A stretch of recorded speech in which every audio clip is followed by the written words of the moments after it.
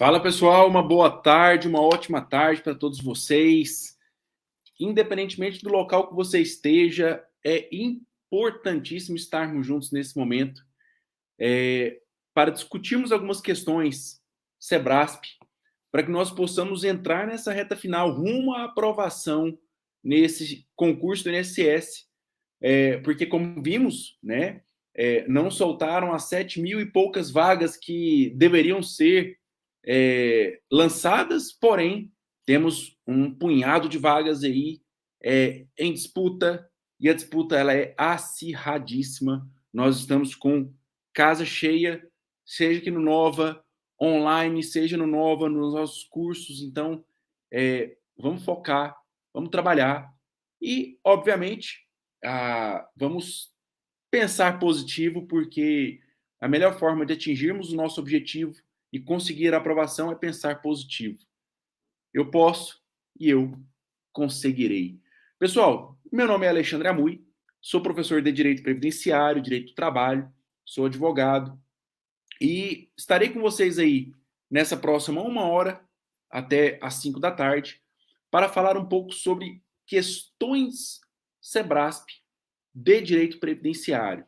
E aí eu separei algumas questões fáceis, medianas, um pouco mais difíceis, mas para a gente poder já ingressar justamente nessa atmosfera que é o Sebrasp, né? Entender o tipo de questão que eles cobram, como eles cobram, quais os cuidados eu devo ter e assim por diante. Que eu falo muito em sala de aula, em especial no presencial, amanhã mesmo à noite, eu entro numa turma presencial e eu falo isso muito para os alunos. Falo assim, olha, questão de concurso, ela é importante independentemente da banca. Por quê? Porque a questão de concurso ela vai te fazer aproximar daquilo que as bancas têm cobrado, dos assuntos que elas gostam, dos temas que elas têm preferência. Porque às vezes você vê aluno estudando coisa que não cai. Fica ali 3, 4 horas, 5 dias estudando assunto que não cai.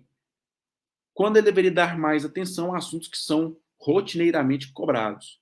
Então, obviamente, você, São Paulo, Minas, Goiás, DF, Piauí, Pernambuco, Bahia, não me interessa o estado, a cidade. Independentemente do local que você esteja, resolva questões, obviamente, leia a lei seca, né? Temos muita coisa para ler, e responda questões das mais variadas bancas possíveis. Não fiquem presos apenas ao Sebrasp, até porque o Sebrasp, as últimas provas dele foram de múltipla escolha, inclusive trouxe algumas aqui para a gente poder analisar e mostrar que o interessante é nós identificarmos quando a questão está certa, quando ela está errada. Combinado? Então, vamos focar no estudo, vamos meter a cabeça nas questões e, obviamente, começar a focar o seu estudo. O Nova Concursos publicou no Instagram dele um mapa das questões mais cobradas, certo? Nos concursos do INSS. E aí, obviamente, pessoal, esse mapa é uma ideia, tá? O mapa é uma ideia. Olha, eles costumam cobrar esses assuntos, mas vamos lembrar, em 2019 nós tivemos a reforma previdenciária. Antes de entrar com vocês aqui, eu estava numa reunião com os clientes falando justamente sobre aposentadoria especial, porque a empresa deles quer saber se eles pagam ou não pagam o adicional, considerando ambiente perigoso. Então, é um assunto novo, é um assunto que tem gerado polêmica, certo?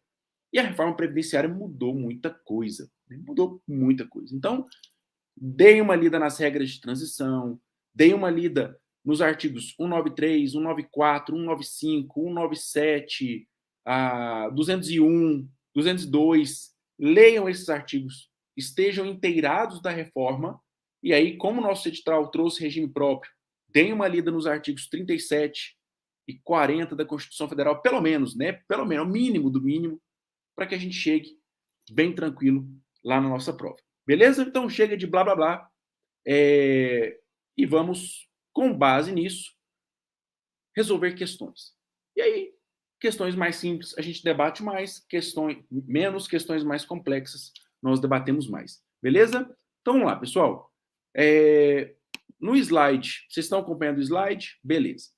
No slide, eu trarei o enunciado, eu farei a leitura, e aí, com base nessa leitura, nós vamos colocar vocês já inteirados do assunto para que vocês caminhem cada vez mais para a aprovação. Vamos lá. Julgue o próximo item acerca dos regimes de previdência. Considere que Carla, João e Norma sejam servidores efetivos, respectivamente, da esfera estadual, federal e municipal, e que Carla e João contribuam para regime próprio de previdência, já que a União e o Estado propiciam regime próprio de previdência para os seus servidores, mas que Norma não contribua para regime próprio, porque o município ao qual ela está vinculada não instituiu regime próprio. Nessa situação hipotética, Norma está obrigatoriamente vinculada ao regime geral de previdência social. Então já começamos com aquela questão maravilhosa, né? É aquela questão, na minha opinião, simples, mas que ela já começa a separar o joio do trigo. Porque a partir desse momento você vê quem está preparado, quem está começando a preparação ou quem está totalmente perdido, certo? Por quê? Vamos lá. Quando você fala em previdência, você fala de um dos tripés da Seguridade Social. Seguridade Social é um conjunto integrado de ações de iniciativa do poder público aptos a propiciar à sociedade o acesso à saúde, à assistência e à previdência. Ok. Montei esse tripé, eu tenho lá a Seguridade Social, e aí eu passo a discutir questões de contribuição, de vinculação e etc. Quando você vem para um dos tripés, que é a Previdência, eu preciso tomar muito cuidado, porque nesse momento nós falaremos sobre a questão de filiação, de inscrição, de carência e daí por diante. Hoje mesmo, hoje não, ontem, né? Ontem, saiu uma decisão do TRF muito interessante. Porque o TRF falou o seguinte, olha, se a pessoa ela é servidora pública aposentada e trabalha como segurado especial, ela não pode aposentar como segurado especial. Por que não? Porque ela já é aposentada pelo regime próprio, porque ela era servidora pública, era uma questão de incompatibilidade. E eu concordo 100% com a decisão do TRF. E eu sempre falo o seguinte, olha, uma coisa é você ter direito ao benefício, outra coisa é a sua filiação, certo? Então, às vezes, por mais que você não tenha direito a um determinado benefício, há, de acordo com o artigo 201 da Constituição Federal, o dever de se filiar. A filiação, em regra, ela é obrigatória, com contribuição compulsória. Tanto que vocês estudam os segurados facultativos, e esses segurados facultativos, você percebe, são são pessoas que não desenvolvem uma atividade profissional, mas uma atividade em sentido estrito. Exemplo, o estudante, o estagiário, o dono ou a dona de casa, o síndico de condomínio que não receba remuneração, o administrador de condomínio que não receba remuneração e assim por diante. Fora esse pessoal que contribui porque quer, todos os demais, ao desenvolver uma atividade profissional, econômica, eles estão obrigatoriamente filiados à Previdência. A qual Previdência? Vamos pensar de forma ampla ao regime geral. Quem não estará no regime geral? Aqueles que a própria lei trouxer como exceção. E aí o artigo 40 da Constituição Federal traz lá no seu caput. Servidores públicos efetivos da União, estados, DF, municípios, incluídas suas autarquias e fundações públicas, poderão vincular os seus servidores a um regime próprio de previdência. Agora, nem todo município possui regime próprio. Se nem todo município possui regime próprio, o que eu faço com os servidores públicos daquele município? Sigo a regra geral. E qual é a regra geral? Ele estará vinculado ao regime geral de previdência social. Certo? Então, com base nisso, pessoal, analisem o regime geral como a regra e o regime próprio como a exceção. Ela é voltada para o servidor público, titular de cargo efetivo, da União, estados, DF, municípios, autarquias e fundações públicas que tenham instituído regime próprio. Se não há regime próprio, se o regime próprio foi extinto, ele estará vinculado a quem? Ele estará vinculado ao regime geral de previdência social. Beleza? Tranquilo? Inclusive os empregados públicos, das sociedades de economia mista e das empresas públicas. E aí, para finalizar, deem uma revisada no artigo 11 da Lei 8.213 de 91, porque lá ele trata da questão desses segurados obrigatórios da Previdência e as exceções quando vincula ou não vincula ao regime próprio. Ok? E aí, obviamente, atentem-se para o artigo 40, porque ele fala: se não tem regime próprio, eu não posso criar novo regime próprio. O que pode ter agora são os convênios. Então, com base nisso tudo que eu falei, essa questão ela está certa. Então, gabarito certo. Essa questão está correta. Belezinha? Tranquilo? Bola para frente. Questão 2. Servidora pública titular de cargo efetivo, aposentada em 2018, por idade e tempo de contribuição, que tenha passado, logo após a aposentadoria, a exercer mandato eletivo, permanecerá vinculada apenas ao regime próprio de origem, a despeito do novo vínculo. Aqui, pessoal, de novo, tá? De novo, o assunto da primeira questão. Qual é o assunto da primeira questão? Essa vinculação obrigatória ao regime geral. É a vinculação obrigatória ao regime geral. Essa é a regra. Eu quero que vocês botem isso na cabeça. E com base nessa regra, fiquem atentos às exceções. Certo? Então vamos lá. Se ela é servidora pública titular de cargo efetivo e ele fala que ela é aposentada, vinculada ao regime próprio, e ela, após aposentada, ela passa a exercer mandato eletivo federal, estadual, municipal, distrital, que não haja regime próprio, ela é vinculada a qual regime? Regime geral. Então, quando ele vem e fala, olha,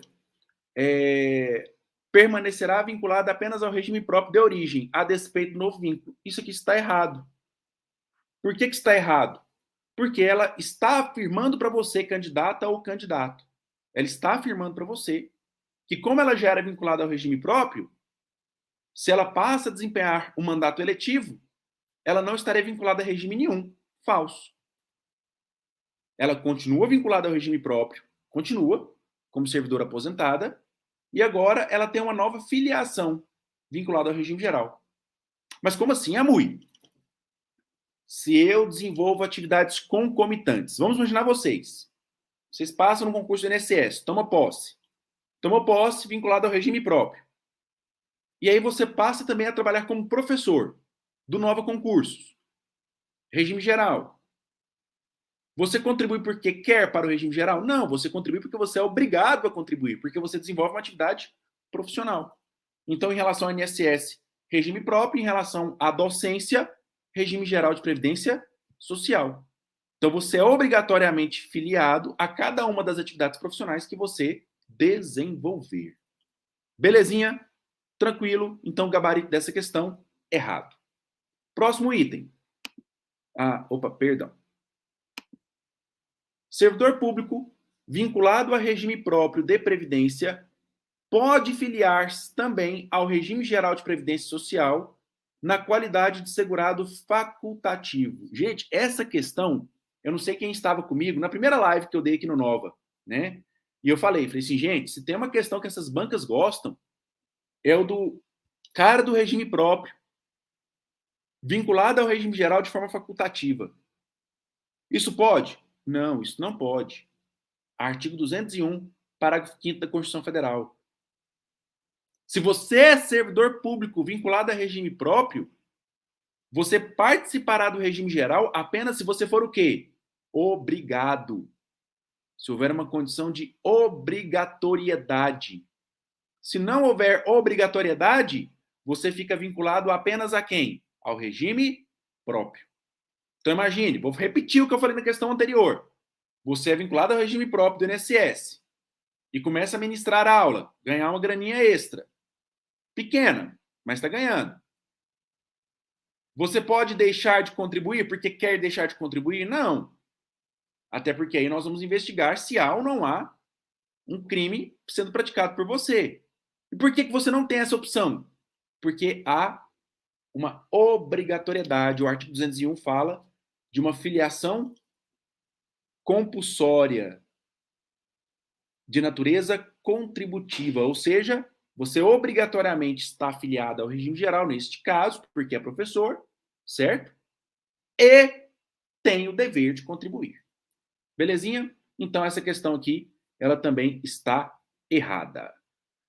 O slide passou, só que a questão, ela está embaixo aqui, ó, na parte de baixo. Próxima questão. Para mim está cortando, não sei se para vocês também está cortando. Mas quando for o item 3, depois eu mando esse material para o Nova e o Nova disponibiliza para vocês depois, tá? Mas aqui para mim está cortando o slide. Vamos lá. Julgue os itens a seguir, com base na jurisprudência dos tribunais superiores acerca de seguridade social. Obviamente, pessoal, que o concurso do INSS não vai ficar cobrando de vocês entendimento de TRF, tá? De Tribunal de Justiça, não. Se for cobrar, eles cobrarão entendimentos já pacificados, sedimentados por STJ e STF. E olhe lá, eu até conversando com Moisés é professor de vocês aí no Nova, e falando, Moisés, se for cair algo de jurisprudência, é aquele negócio assim, realmente repetitivo ou de repercussão geral. Aí sim, certo? Então, com base nisso, eu trouxe aqui uma questão desse ano com 3 itens muito interessantes, tá? Vamos lá. Item 1. Os estrangeiros residentes no Brasil farão jus ao benefício de prestação continuada quando preencherem os requisitos constitucionais e legais para tanto. Os estrangeiros residentes no Brasil farão jus ao benefício de prestação continuada quando preencherem os requisitos constitucionais e legais para tanto. Vamos lá. Em sala de aula eu sempre menciono, olha, veio um estrangeiro aqui na Copa do Mundo, veio um estrangeiro aqui nas Olimpíadas, veio um estrangeiro passear nas praias, ele enche a cara de cachaça e passa mal. Eu vou deixar ele morrer lá na praia? Não. Não vou deixar ele morrer na praia. Vou prestar uma assistência a ele. Inclusive em relação à saúde. Porque a saúde é um direito de todos e é um dever do Estado. Agora, a questão ela não está falando de saúde, ela está falando de assistência. E quando ela fala de assistência, olha que interessante. Voltamos lá para o primeiro slide. Seguridade Social. Seguridade Social, Previdência, Saúde e Assistência. Previdência, Saúde e Assistência. Ou seja, as garantias de um aplicam-se em relação aos outros, obviamente quando os requisitos são preenchidos. Aí nós vamos lembrar dos nossos vizinhos que estão fugindo dos países que estão em crise econômica, como, por exemplo, a Venezuela. Eles, saindo da Venezuela, vindo para o Brasil, quem os tem recepcionado? O Exército, em alguns casos. ONGs. E aí eles ficam em albergues, em moradias temporárias. E de onde sai aquele dinheiro? Da assistência. Se ele estiver numa condição de miserabilidade e ele reside no Brasil, tem 65 anos ou mais, ou, né, sei lá, pessoa com incapacidade a longo prazo, ele terá direito ao que a gente chama de BPC, benefício de prestação continuada da assistência? Sim. Sim. O que está se discutindo hoje no Brasil é a questão do estrangeiro ser legal ou não ser legal. Mas, para a prova, a resposta é: os estrangeiros que são residentes no Brasil fazem jus ao BPC quando eles preencherem os requisitos para tanto. Certo? Então, essa questão 1, ela está correta. Beleza? Questão 2. É constitucional a vedação de continuidade da percepção de aposentadoria especial no regime geral de previdência social se o beneficiário permanecer laborando em atividade especial ou a ela retornar, independentemente de ter sido essa atividade especial aquela que ensejou a sua aposentação precoce. Eu não gosto de apostar, eu acho que apostar é um trem muito perigoso, né? Porque depende de algo que a gente não tem controle nenhum, algo futuro. Mas se tem um assunto que eu gostaria de apostar para essa prova, é esse aqui do item 2, tá? Esse aqui do item 2. Qual é o destaque? Se você fala em aposentadoria especial, a lei, seja ela antes da emenda constitucional, seja depois, ela fala no seguinte, numa redução de tempo de contribuição.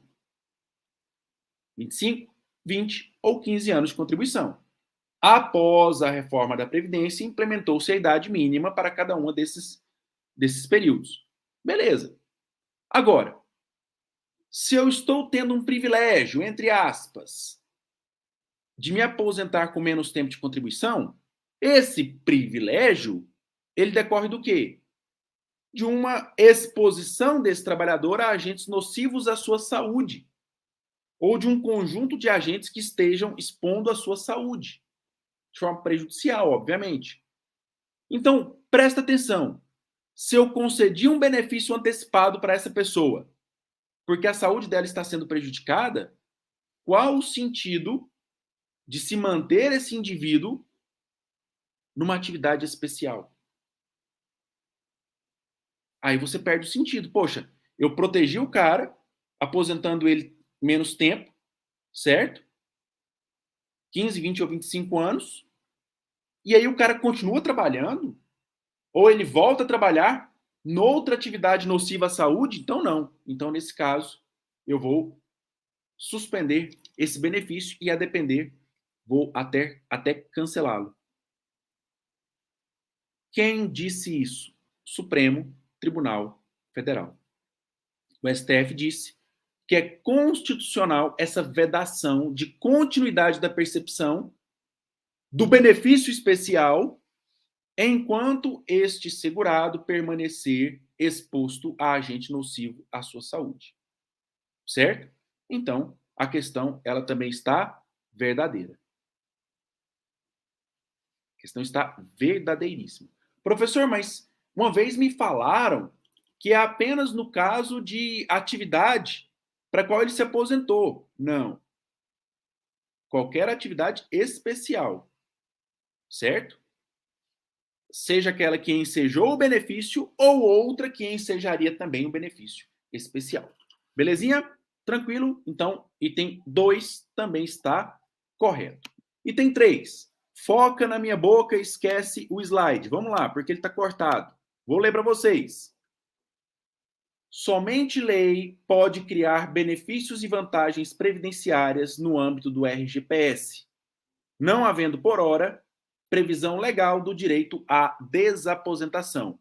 Então, repetindo, olha para mim, olha na minha cara. Somente lei pode criar benefícios e vantagens previdenciárias no âmbito do regime geral, não havendo, por hora, previsão legal do direito à desaposentação. Isso aqui é o tipo de questão, caiu agora esse ano, um amigo meu fez essa prova, e aí ele mandou mensagem, né? Amui, mas essa questão aqui, ela fala de lei, ela não fala se é lei complementar, ela não fala nada. Eu falei assim, calma, bicho, respira, não precisa dessa informação. Você imagina, se toda questão de concurso fosse cobrar todos os detalhes, nós não teríamos questões de concurso, nós teríamos, sei lá, livros, nós teríamos redações ao invés de questões. Então a ideia não é essa, a ideia é trazer o conteúdo mais simples, de forma mais objetiva possível. Então o que ele está afirmando aqui? Ele está afirmando o seguinte, que a lei, e ele não fala que tipo de lei, isso não me interessa, apenas a lei pode criar benefícios e vantagens previdenciárias no regime geral. É óbvio. Tem que ser a lei, não pode ser da cabeça de alguém. Depende de lei, certo? E por enquanto, não há lei, por enquanto, que autoriza a desaposentação. Isso aqui é uma outra questão muito boa para a prova de vocês. O segurado, ele aposentou. Professor, o que é desaposentação? Pelo amor de Deus. Simples. O segurado, ele aposentou. Está aposentado.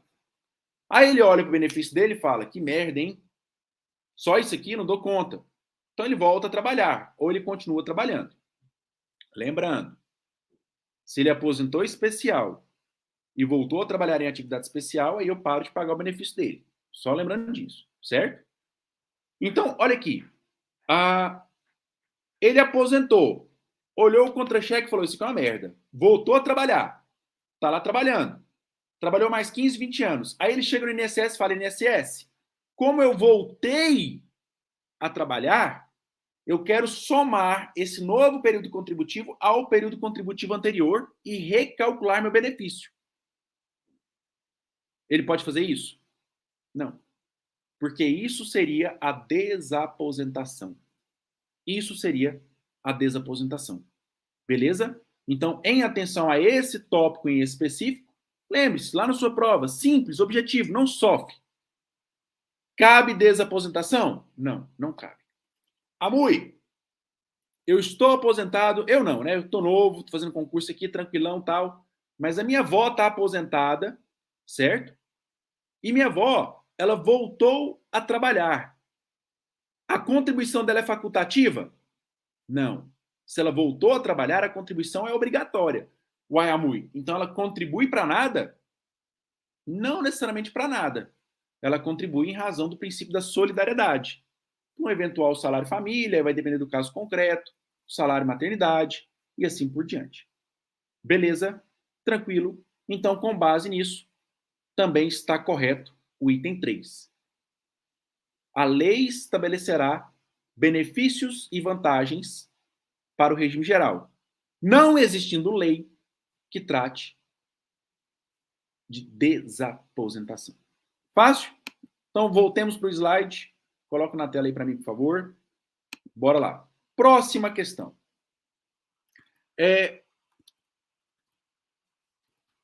Só um minutinho.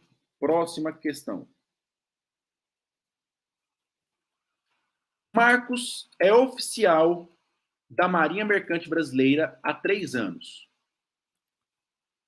Pedro é estagiário de um escritório de advocacia e recolheu 6 contribuições facultativas à Previdência Social pela menor alíquota disponível. Vânia é empregada da Caixa Econômica Federal há 8 anos. Eu falo, pessoal, que esse tipo de questão aqui é aquela questão maravilhosa. Por que ela realmente separa o joio do trigo? Porque ela lança 3 assuntos. Um é um oficial da Marinha Mercante. O outro é um estagiário. E a outra é uma empregada pública. O que fazer nesse caso? Como que eu identifico cada um deles para a prova? Não sofra. Leia as alternativas e, com base nessas alternativas, tente encontrar aquilo que se adeque verdadeiramente ou de forma errada ao fato. Não chute. Não chute. Chutar é um erro, certo? Então vamos lá. Letra A. Devido ao seu tempo de permanência na Marinha Mercante, Marcos já perdeu a qualidade de segurado. Olha, espera aí. Se ele está vinculado à Marinha Mercante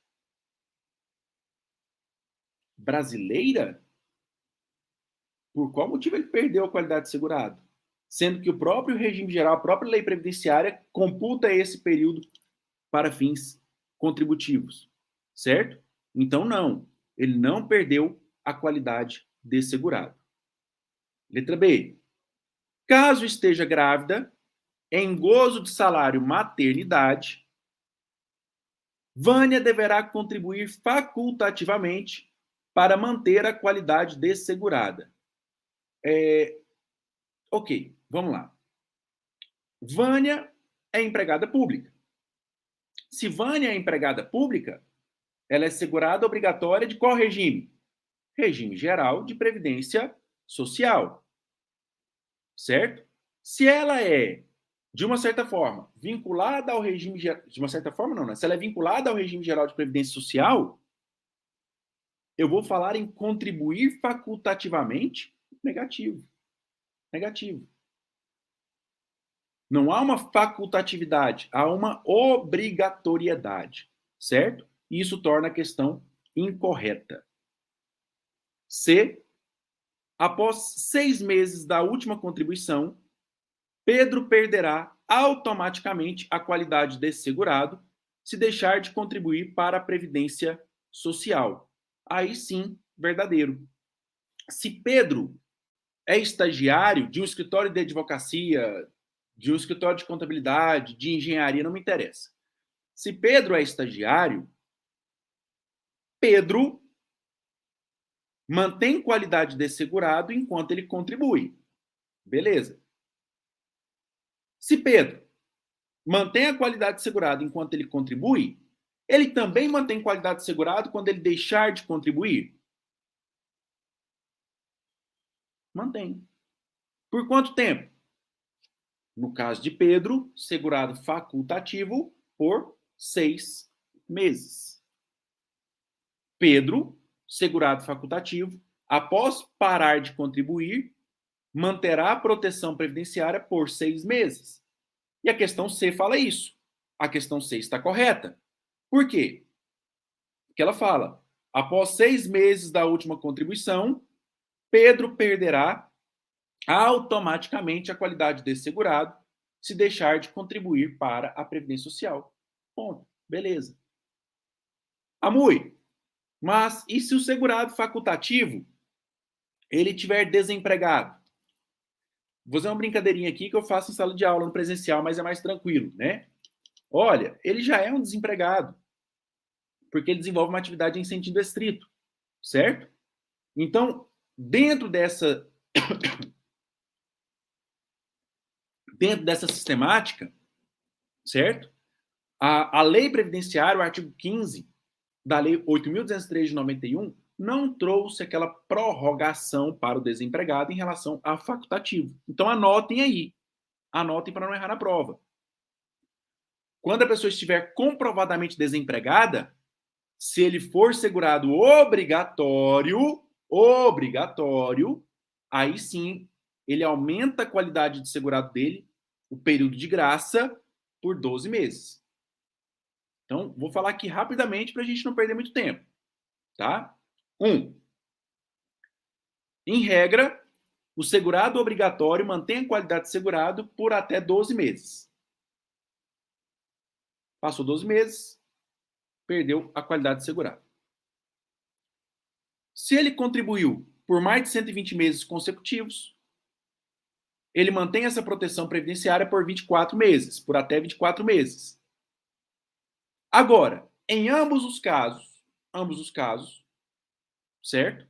No de 12 meses ou no de 24 meses, se houver desemprego comprovado ou comprovar o desemprego, ele aumenta esse período de graça por mais 12 meses. Ou seja, a depender da situação, é possível que um segurado obrigatório mantenha a qualidade de segurado por até 36 meses. 36 meses. O facultativo, não. Facultativo, ele participa do regime geral porque ele quer. Ele que quis contribuir. Então, na minha opinião, assim, uma opinião bem grossa, bem grotesca. Eu entendo que esse prazo de 6 meses ele é até grande. Porque ele participa porque quer. Só que a lei estabelece os 6 meses. Então, durante 6 meses, ele mantém proteção previdenciária. Então, gabarito letra C. Letra D. Caso seja demitida, Vânia manterá a qualidade de segurada por até 36 meses. Olha aí o que nós acabamos de falar. Tá certo ou tá errado? Tá errado. Por que tá errado? Porque Vânia, empregada da Caixa Econômica, contribui há apenas 8 anos. Se ela contribui por apenas 8 anos, então o período de graça dela é de quanto tempo? 12 meses. Essa é a regra. Se ela comprovar desemprego, aí são outros 500. A questão tem de trazer essa informação. Aí sim seriam 24 meses. E aí, quando você analisa esses sites de concurso, muita gente marcou letra D, né? Mas esqueceu de analisar que Vânia contribuiu por apenas 8 anos. Belezinha? Tranquilo? Então, Bora para frente. Gabarito, letra C. Então, errado, errado, certo, errado. Vai ficar melhor. Vamos lá. Próxima questão. Maria, empregada doméstica, é separada judicialmente de João, autônomo, e possui com ele 2 filhos. Joana, menor, e Vitor, com 24 anos, inválido. Maria não recebe qualquer auxílio financeiro de João. Acerca dessa situação hipotética, marca a opção correta. Eu, particularmente, gente, professor, Lucas, não, ele não está contribuindo, tá? O artigo 15, ele fala lá claramente: enquanto o segurado perceber benefício previdenciário, no caso por incapacidade, ele manterá a qualidade de segurado, exceto o auxílio acidente. O auxílio acidente não garante qualidade de segurado. Então é como se ele estivesse contribuindo? Não. É como se ele estivesse num limbo de proteção. Ele mantém qualidade de segurado. E aí lembra na prova. O auxílio doença, né? O benefício por incapacidade temporária, ele só computa como tempo de contribuição quando ele for intercalado com o período contributivo. Belezinha? Tranquilo? Beleza. Então vamos lá. Essa questão aqui, por exemplo, pessoal, é o que eu falo.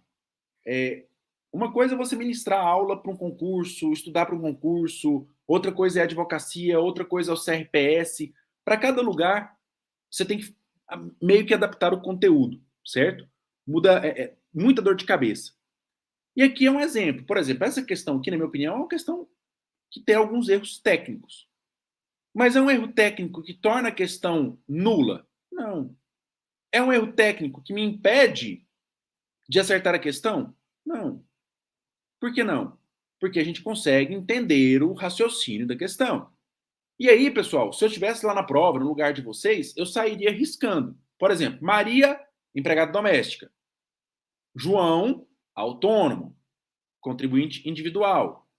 2 filhos, Joana, menor, ou seja, menos de 18. E Vitor, com 24 anos, inválido. Ou seja, se ele é inválido, é porque ele está totalmente e definitivamente incapacitado de exercer qualquer atividade profissional. Certo? Então, por exemplo, eu vou citar eu como exemplo. Hoje eu estou gravando essa live aqui de casa. Aqui em Goiás está rolando uma virose fortíssima e eu peguei essa virose. Então, estou igual rei. Né? Até meu raciocínio hoje está mais lento por conta disso, porque eu estou bem, bem fraco. Né? Eu fui para o escritório? Não. Trabalhei aqui de casa. Porque tecnicamente eu não consigo. Eu daria uma aula presencial hoje à noite. Eu cancelei, não tenho condições de dar aula hoje à noite. Mas na live é de boa, estou aqui sentado, né? Então, tecnicamente, eu estou protegendo a saída, então não há riscos de um desastre. Certo? Certo. Eu estou inválido? Não. Eu estou, talvez, parcialmente incapacitado para uma aula presencial, mas inválido? Não. A invalidez, pessoal, para quem está estudando para o concurso lá na frente, é aquilo que te impede de exercer de forma definitiva qualquer atividade profissional após exame pericial, certo? Então, quando a questão fala que Vitor é inválido, ele está falando isso. Olha, Vitor tem 24 anos, mas Vitor não tem condições de desempenhar qualquer atividade profissional. E, por fim, Maria, é a ex, não recebe qualquer auxílio financeiro de João. Eu preferia usar outra nomenclatura, achei essa nomenclatura um pouco em desuso, mas o que ele quis dizer aqui, a pensão, certo? A pensão, pensão alimentícia, um auxílio financeiro nessa natureza de pensão. Beleza. Vamos lá para os detalhes. Primeira coisa, quando você for para uma balada, chegou na balada, você pergunta o nome da pessoa? Não. Primeira coisa que você pergunta é: tem ex? Se a pessoa responder que tem ex, você já nem pergunta o nome, já parte para a próxima. Agora, se você quer tentar, não vou tentar. Tem ex? Tem. Paga alimentos para o seu ex? Aí a moça vai lá e responde: pago. Corre. Por quê? Porque se essa moça morrer, a depender da situação, você vai ter que dividir pensão por morte com a ex ou com o ex. É um desastre. Então, a primeira coisa que pergunta na balada, antes de perguntar o nome, tem ex? Como assim, Amui? Isso, porque o ex-cônjuge, o ex-companheiro, a ex-cônjuge, a ex-companheira, ela também poderá ser considerada dependente caso comprovada a dependência econômica. E aí a questão vem aqui e fala: Maria não recebe qualquer auxílio financeiro de João. Então a questão é bem objetiva. Ponto. Maria é ex. Maria não é dependente. Por que ela não é dependente? Porque ela não tem auxílio financeiro de João. Amui, lá na separação judicial, é um termo antigo, né? Que a emenda constitucional alterou para apenas divórcio. Lá na separação, ela renunciou aos alimentos. Ela falou assim: não quero nada desse homem. Mas, posteriormente, ela comprova uma necessidade econômica, que a gente chama de necessidade financeira superveniente. Nesse caso, ela passa a ser dependente? De acordo com o STJ, sim. Se ela comprovar que houve uma necessidade superveniente antes do óbito do segurado, essa ex, ela passa a ser dependente, mesmo que lá no ato da separação judicial ou do divórcio, ela tenha renunciado aos alimentos. Beleza? Tranquilo? Professor, não tem nenhum documento assinado. Nenhum documento assinado. Nós separamos apenas porque nós brigamos. Eu estou numa casa, ele está noutra, mas no papel nós somos casados. É primazia da realidade. Por mais que no papel você seja casado ou casada, na prática vocês estão divorciados, estão separados de fato. Se você está separado de fato e não tem direito a alimentos, não recebe nenhum auxílio financeiro, você não é dependente. Cuidado com isso na prova, tá? Aprofundem esses estudos, porque dependente, a chance de cair é muito alta, porque é o que tem pegado nos processos administrativos. Beleza? Então, com base nisso tudo, vamos procurar a alternativa correta, né? Vamos procurar o gabarito do que nós lemos aí. Letra A. Maria é considerada dependente de João para fins previdenciários. Errado. Por que Maria não é considerada dependente? Porque ela não recebe pensão alimentícia, porque ela não tem auxílio financeiro. B. A dependência financeira de Vitor a João deve ser comprovada por início de prova material. Errado. Errado. Vitor, ele é inválido. Então, a única coisa que ele precisa comprovar é a invalidez. Comprovou a invalidez, a dependência econômica dele é presumida.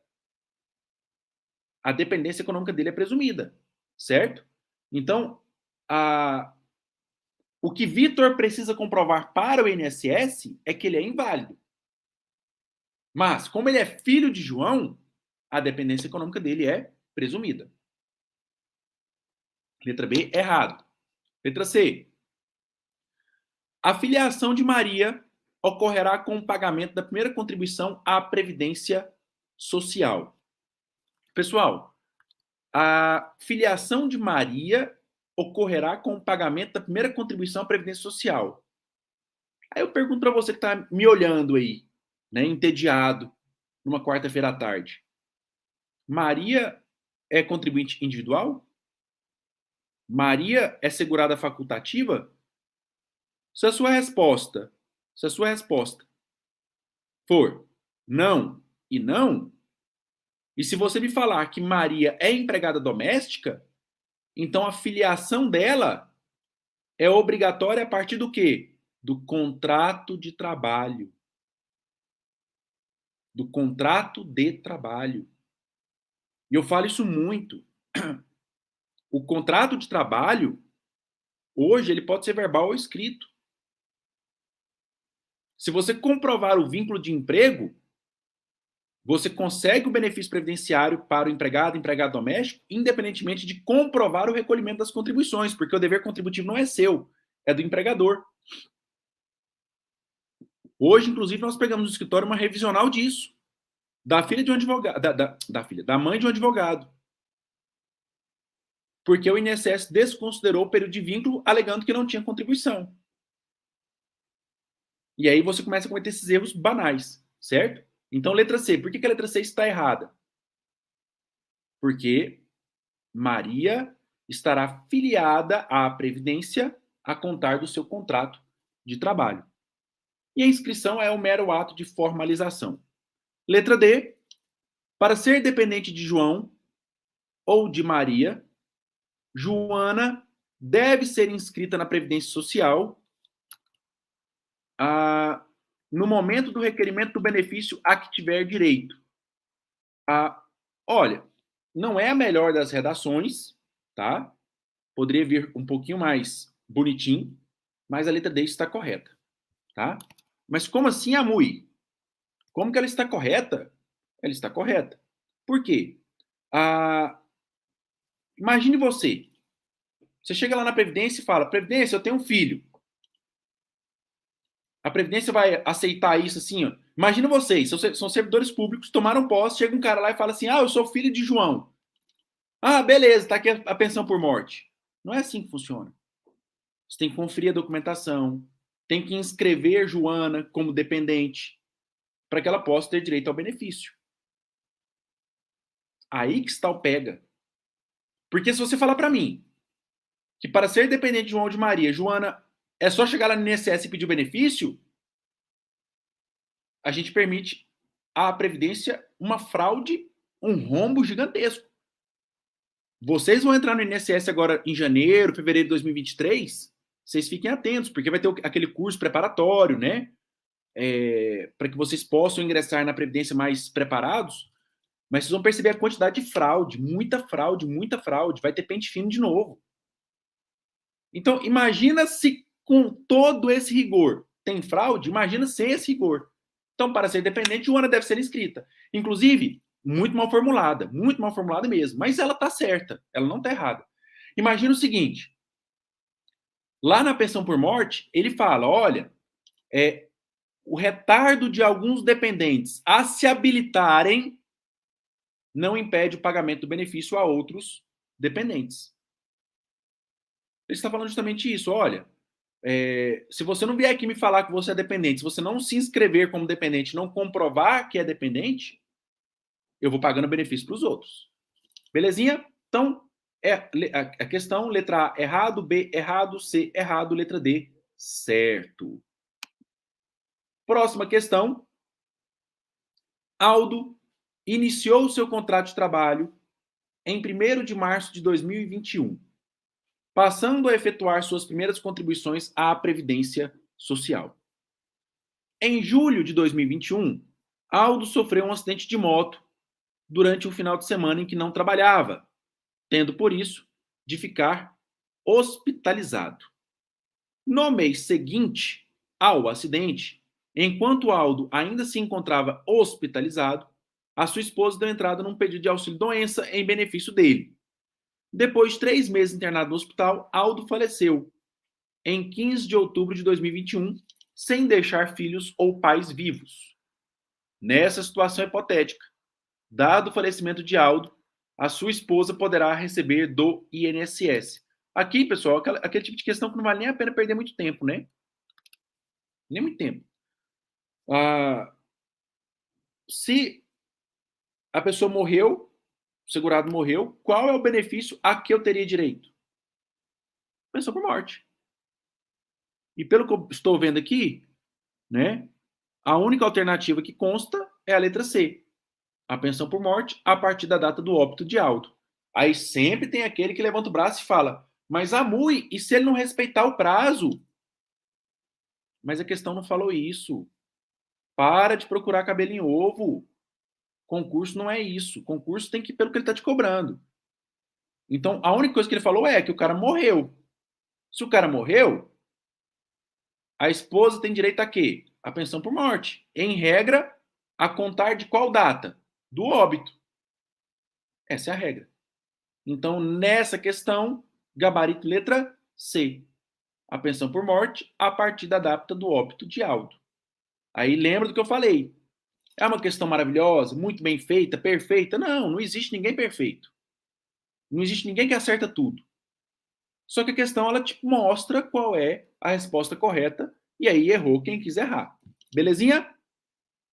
Próxima questão.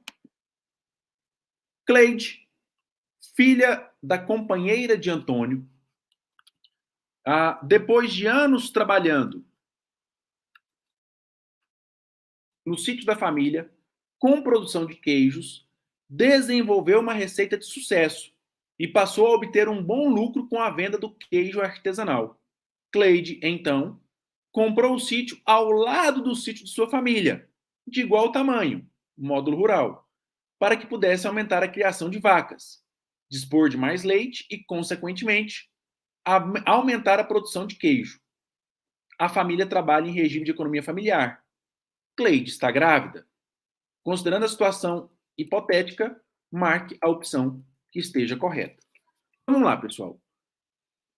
Aqui, pelo enunciado, nós já conseguimos trabalhar alguns itens, tá?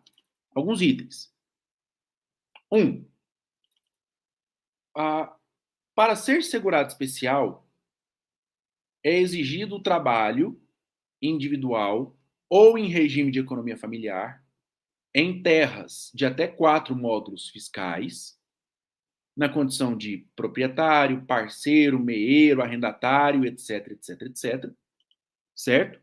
Contando com auxílio eventual de terceiros para a própria subsistência. E eu falo isso muito, muito, muito. Própria subsistência é ter algo que lhe garanta uma dignidade mínima. E não lucros que te permitam comprar mais e mais propriedade. Nesse caso, quando o Cleide desenvolve uma receita de sucesso, começa a ganhar dinheiro e começa a comprar mais propriedade, mais vaca para ter mais leite, Cleide deixa de ser segurado especial e passa a ser o quê? Uma produtora rural. Se ela é produtora rural, ela passa a ser contribuinte individual. Muda a natureza jurídica desse contrato dela, certo? Então, com base nisso, a gente começa a ter uma ideia de qual é a resposta correta. Tá bem pequenininho, o professor vai sofrer aqui para ler, mas vamos lá. Cleide não é considerada segurada especial em regime de economia familiar, uma vez que enteada não entra no rol de segurados especiais previsto na Lei 8.213. O erro aqui, pessoal, está no enteada. Enteada é o quê? Equiparada a filho, certo? Enteado também pode ser enquadrado como segurado especial dentro daquele regime de economia familiar? Pode, porque ele é equiparado a filho, desde que ele comprove o exercício da atividade rural. Então, letra A, errado. Letra B. Os proprietários de áreas com mais de um módulo rural não podem ser caracterizados como segurados especiais em regime de economia familiar, mesmo que suas propriedades sejam exploradas em regime de economia familiar. O que a lei fala são 4 módulos fiscais, certo? Até 4 módulos fiscais. Acima de 4 módulos fiscais para esse concurso, aí ele perde essa caracterização como segurado especial, beleza? Então, até 4 módulos fiscais. Errado. Letra C. A contratação de empregados permanentes para ajudar na criação das vacas e na produção dos queijos descaracterizaria o regime de economia familiar. Verdadeiro, né? Por quê? Porque haverá um auxílio eventual de terceiros. Inclusive, a lei usa um termo engraçado que ela fala 120 pessoas dia, né? 120 pessoas dia, ano civil. Então, com base nisso, quando eu afirmo que ele pode contratar empregado permanente e manter a caracterização como segurado especial, eu estou errado, certo? Então, letra C. A contratação de empregados permanentes para ajudar na criação de vacas e na produção de queijos descaracteriza o regime de economia familiar. Verdadeiro. Aí lembra do que eu falei? A questão está perfeita? Não. Inclusive, eu brigaria para anular isso daqui. Porque eu acho que nós não podemos confundir economia familiar com segurado especial. São coisas diferentes, né? Porque o fato de ter um empregado permanente descaracteriza a condição de segurado especial. Mas tudo bem. A gente entendeu a questão, vida que segue. Então, qual é o gabarito? Letra C. Letra D. A contribuição dos segurados especiais em regime de economia familiar é individual para cada membro da família. Falso. Haverá uma cotização com base na produção da comercialização rural daqueles segurados especiais que pertençam àquele grupo familiar, ou seja, que trabalham em regime de economia familiar.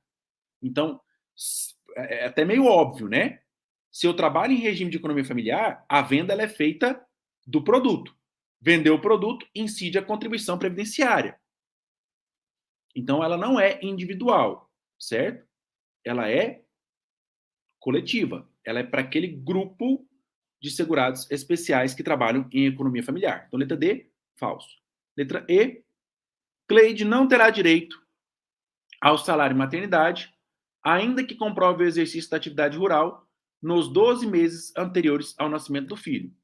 Aqui, na minha opinião, ela não tem direito por dois motivos. Um, porque ela não é segurada especial e ela não comprovou contribuição, seria um motivo.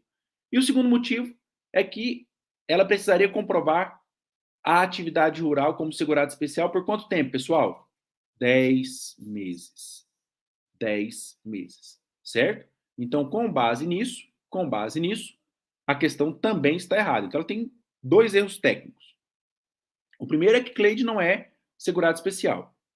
O segundo é que, na condição de contribuinte individual ou até de segurado especial, ela precisaria comprovar 10 meses de serviço ou de carência antes do parto para ter direito ao salário maternidade.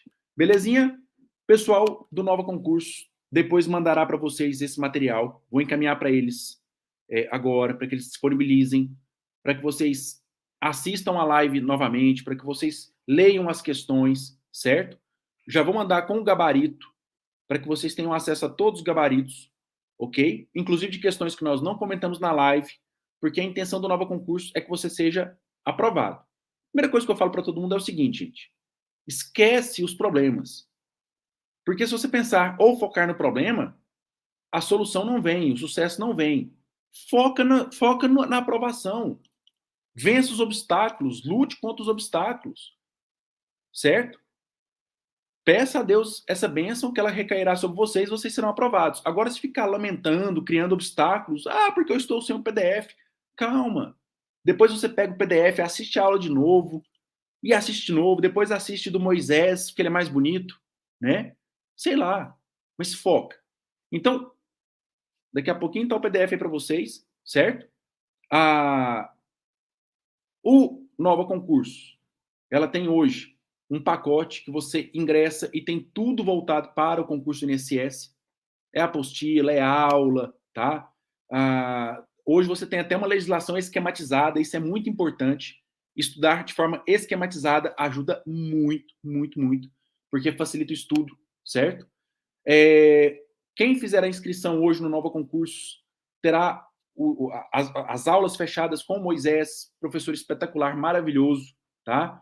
Aulão de português com a professora Ariane, maravilhosa também, mentoria. Então, vocês têm hoje no Nova Concurso tudo isso acessível e por um preço muito baixo, pessoal. Hoje, pagar R$24 por mês para você ter acesso a um conteúdo que vai te fazer ser aprovado é maravilhoso. E outra coisa.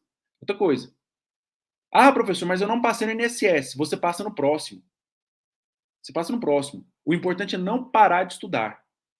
Foca no seu estudo, foca no seu sonho, que eu tenho certeza que você será aprovado. Tá bom? Então, um beijo, um abraço para todos vocês, para todas vocês. E nos encontramos numa próxima live, numa próxima aula. E eu desejo muito sucesso. E logo, logo nós nos encontramos lá na fila de atendimento do INSS. Espero que eu seja tratado bem. Tá bom? Então, um beijão, pessoal. Tchau, tchau e até a próxima live.